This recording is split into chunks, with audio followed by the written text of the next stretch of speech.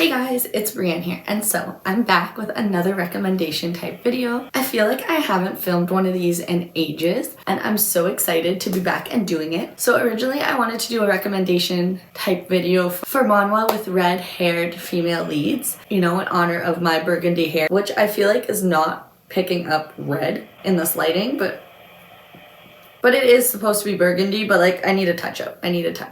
But anyways, since I've already done a video like that, I decided to do a MANHWA recommendation type video for MANHWA with pink haired female leads.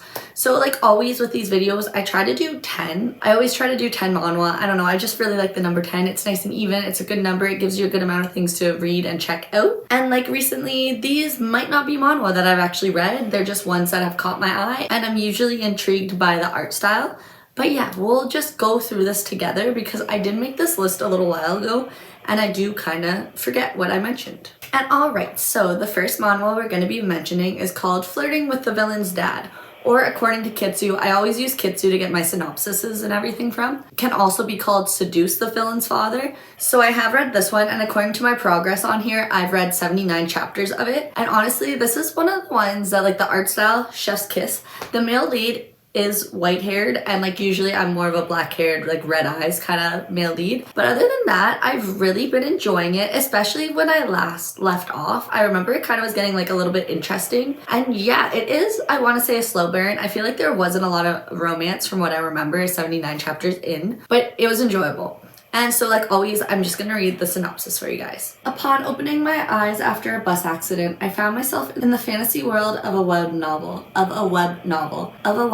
I enjoyed reading. The only catch is I reincarnated 20 years before the novel begins, reborn as Princess Uranica of the small Lavani Kingdom. I'm determined to change the future in order to prevent the series of unfortunate events that will soon occur. In the original story, my sister Tavia is pregnant with the future female lead when she's suddenly kidnapped by the Belgo Empire's emperor. But in my desperate attempts to protect her, I got kidnapped instead. But as if that wasn't bad enough, my body is ridiculously weak to magic. But strangely enough, whenever I'm by the emperor, I feel fine. The only way to save the emperor, who's destined to die at the hands of his own son after marrying the villainess, and save myself from being afflicted by magic, is for us to marry.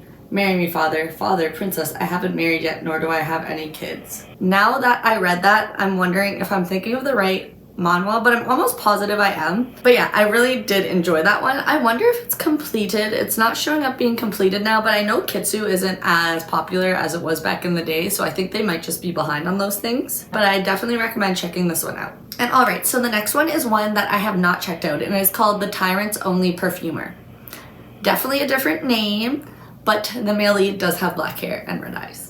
But so I don't know anything about this one, so let's read the synopsis together. I feel like I might have saw it on like Instagram or TikTok or something, and the art style caught my eye.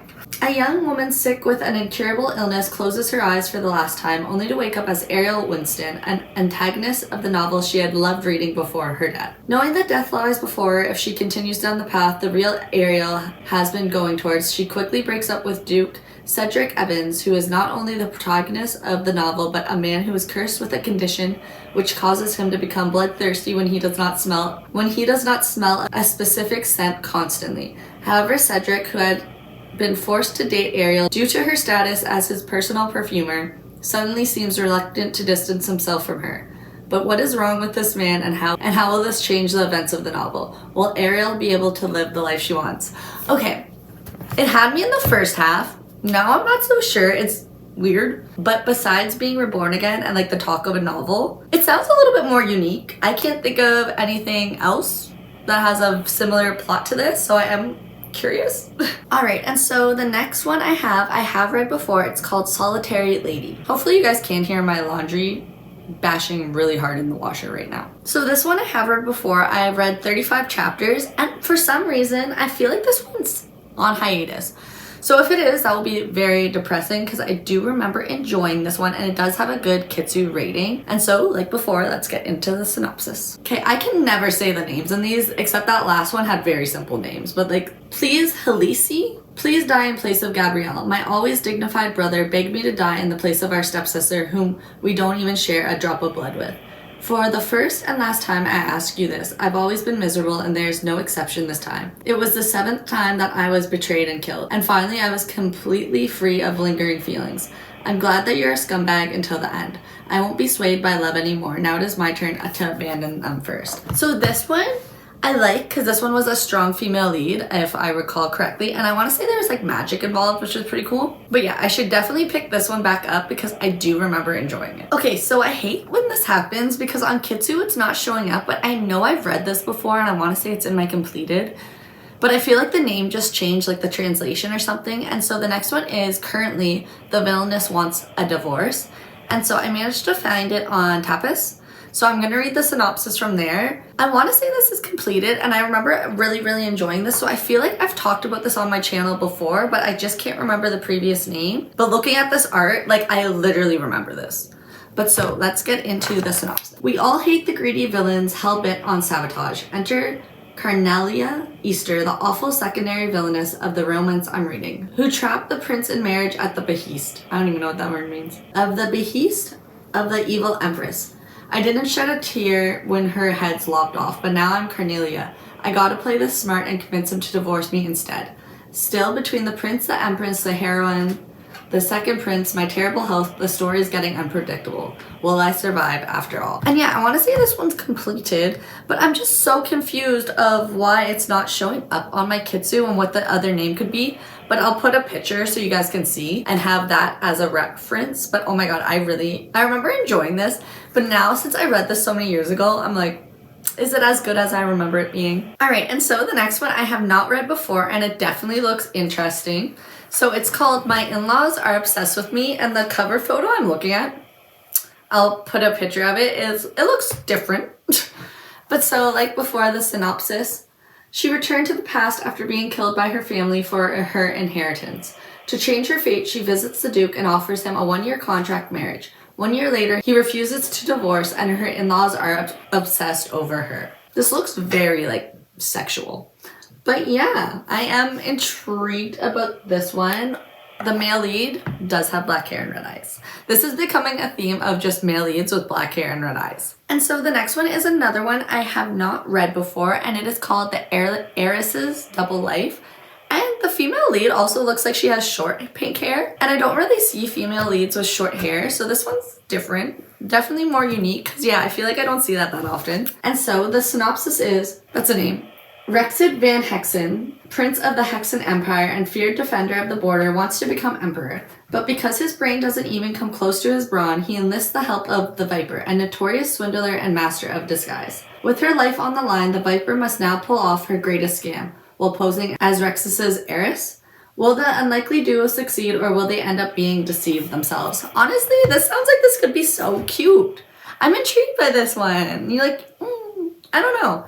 I like the sounds of this one. Alright, and so the next one is Villain Duke's Precious One. So this is one I remember reading a while ago. Definitely seems less romantic-y, just because from where I was reading it, they were children. They do age up together. I am curious to where I left off because according to Kitsu, I haven't read it. So now all my progress is lost. So now I might have to reread this all over again. But this is another one with like magic and things like that. So it's really interesting and fun, but I'll read the synopsis for you guys so you get more information. Deirdre Lagrange is destined to become the story's most evil villain, in a family where everyone cruelly vies to claim their place as its head. But somehow Anissa is worming her way into his cold, shut-off heart. Little does he know that she's actually a reader reborn as his baby sister. No matter what happens, she plans to survive the story rather than live out her character's original deadly fate. Can she remain by Dietrich's side as he rises to power within the dangerous Lagrange family? And yeah, so this kind of gives off like the selection or like Hunger Games. Like everyone in the family is like fighting to become the heir of the family. And like they're not opposed to like harming each other. So yeah, it's definitely a different take. And I remember really enjoying it. It might be a little weird though now that I'm thinking of, because if there is a romance aspect to it, it would be between the siblings. and it's kind of giving Beware of the Brothers vibe. So I don't know how I feel about that, but like I can't confirm that there is a real romance between them or anything because I did not get that far. Alright, and so the next one is another one that I have read before, and I almost want to say I've completed it. This one is called I Was Tricked Into This Marriage, or it's called This Is Obvious, a Fraudulent Marriage, or something along those lines. I do remember enjoying this at the time. It's not unique, I'd say.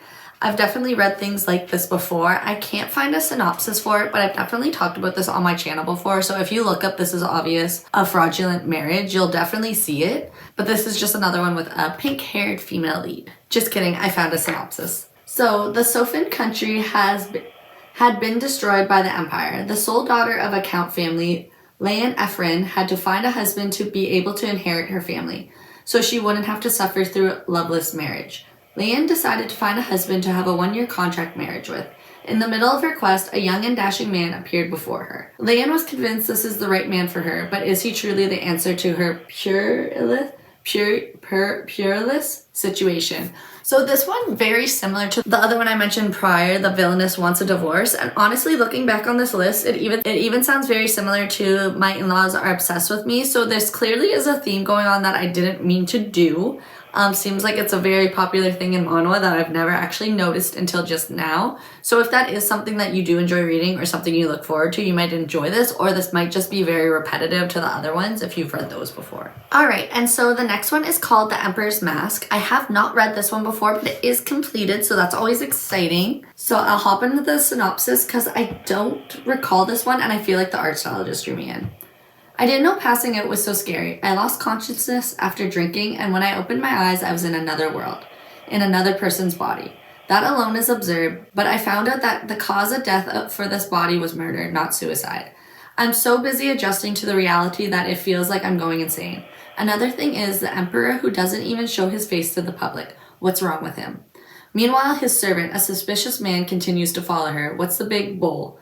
Damn, you're interrupting me mixing rice with a spoon. The story of a mysterious emperor, a shady servant, a man who doesn't reveal himself, and the wrong heroine, Lucia.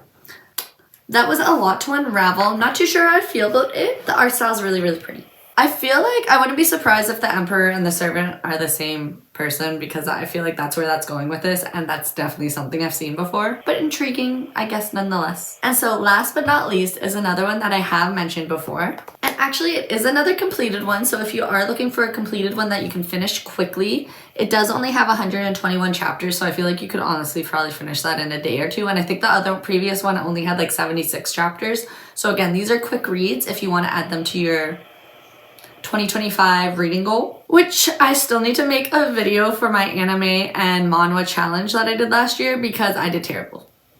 Absolutely terrible. And I feel like my goal, if I do this again, will also just be 5 things again this year because I did absolutely terrible. But anyways, let's get into the synopsis. An arranged marriage that ends in a body swap. The quiet princess Elisa has lived a miserable life thus far. To get away from it all, she agrees to marry the war tyrant Duke Ginger of Landel Kingdom. But by some evil curse, the new couple wakes up in each other's bodies. Between royal functions to attend and getting used to their physical changes, can they keep their cool long enough to find a way to switch back? Or will they be stuck like this forever? Based on the hit novel. So this one I did enjoy. It was pretty cute. It wasn't my favorite by far, but it was a cute one. It was cute.